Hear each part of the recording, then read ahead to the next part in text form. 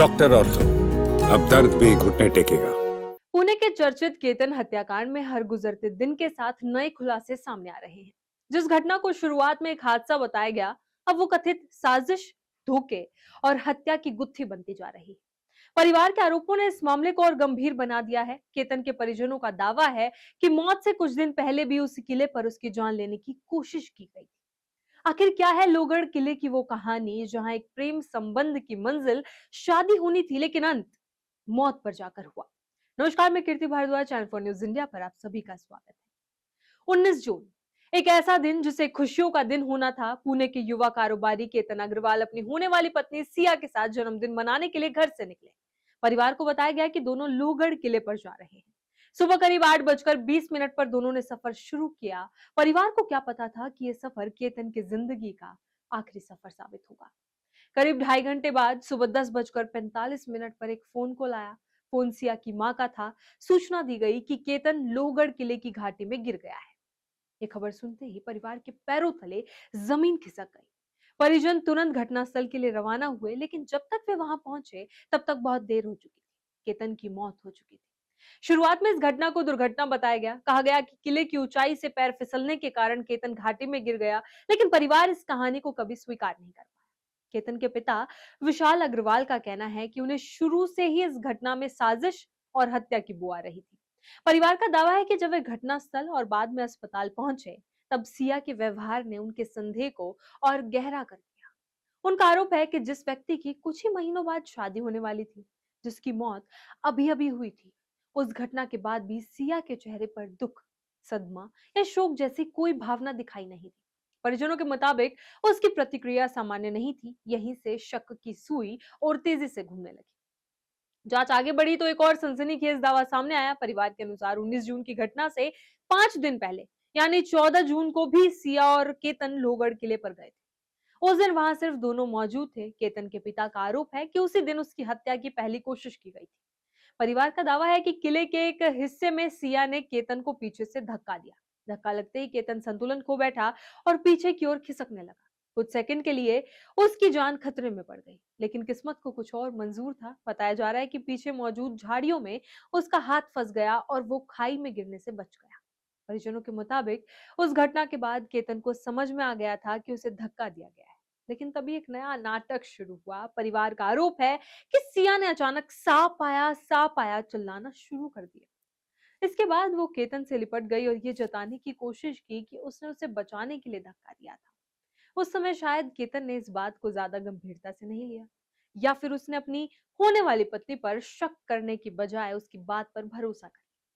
लेकिन अब परिवार का कहना है कि यही वो क्षण था जब हत्या की पहली पटकथा लिखी गई थी और 5 दिन बाद उसी पटकथा का दूसरा और कथित तौर पर सफल अध्याय सामने आया। इस पूरे मामले में एक सवाल सबसे ज्यादा चर्चा में है। आखिर सिया बार बार केतन को लोहगढ़ किले पर क्यों ले जाना चाहती थी? परिवार का दावा है कि 19 जून से पहले भी सिया 2 से 3 बार केतन को वहां लेकर जा चुकी थी। इतना ही नहीं, परिजनों का आरोप है कि दोनों के संबंध उतने अच्छे नहीं थे जितने बाहर से दिखाई देते थे। इसके बावजूद सिया लगातार केतन पर लोहगढ़ चलने का दबाव बना रही थी। वो बार बार उसी स्थान पर जाने की जिद करती रही। अब जांच एजेंसियां भी इस पहलू को गंभीरता से देख रही है कि क्या किसी खास वजह से उस स्थान को चुना गया था या फिर ये केवल संयोग था। केतन और सिया की कहानी की शुरुआत एक रिश्ते से हुई थी। परिवार के अनुसार 11 फरवरी को दोनों का परिचय और देखने का कार्यक्रम हुआ था। इसके बाद 19 फरवरी को रोका समारोह संपन्न हुआ। दोनों परिवार शादी की तैयारियों में जुट चुके थे। रिश्तेदारों को निमंत्रण देने की योजनाएं बन रही थी, भविष्य के सपने बुने जा रहे थे और शादी की तारीख भी तय हो चुकी। 25 नवंबर को दोनों साथ फेरे लेने वाले थे, लेकिन नवंबर की शहनाइयों से पहले जून का यह हादसा पूरे परिवार के जीवन में मातम का सन्नाटा छोड़ गया है। जिस घर में शादी की तैयारियां चल रही थी, वहां अब सिर्फ एक सवाल गूंज रहा है, आखिर केतन के साथ हुआ क्या? जैसे जैसे मामले की जांच आगे बढ़ रही है, परिवार का आक्रोश भी बढ़ता जा रहा है। केतन के चाचा विजय अग्रवाल का कहना है कि ये कोई हादसा नहीं बल्कि सुनियोजित हत्या है। उन्होंने आरोपी सिया और चेतन चौधरी के खिलाफ कड़ी से कड़ी कार्रवाई की मांग की है। परिवार का कहना है कि अगर जांच में आरोप सही साबित होते हैं तो दोषियों को फांसी की सजा दी जानी चाहिए। अपनी बात रखते हुए विजय अग्रवाल भावुक हो गए।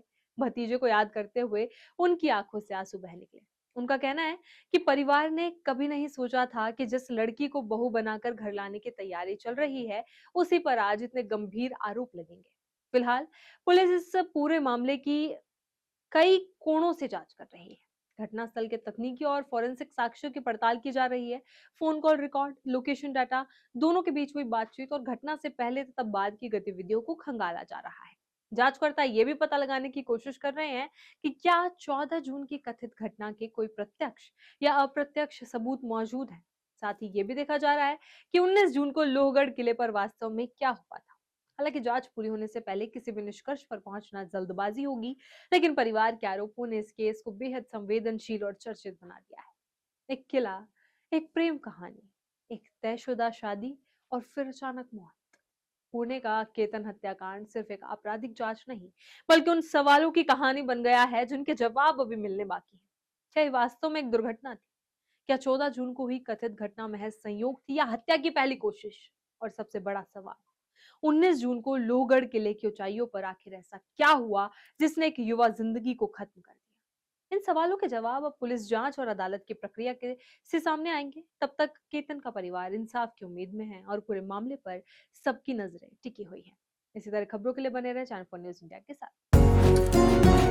डॉक्टर ऑर्थो, अब दर्द भी घुटने टेकेगा।